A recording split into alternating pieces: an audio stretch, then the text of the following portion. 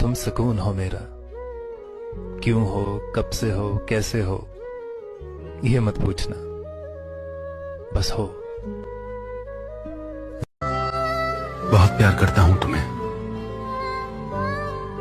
अपनी जान से भी ज्यादा। अपनी आखिरी सांस तक तुम्हें प्यार करता रहूंगा। उसके गलत होने पर भी उसको आखिरी हद तक चाहा था। खुद को खुद की नजरों में हर रोज गिराया था। क्या मैं नहीं जानता कि कितना प्यार करता हूं मैं तुमसे। मैं बस इतना जानता हूं कि कभी कभी रो देता हूं मैं तुम्हें याद करके।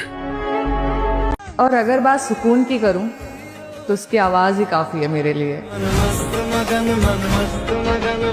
नुक्स निकालते हैं लोग कुछ इस कदर हमें, जैसे उन्हें खुदा चाहिए था और हम इंसान निकले।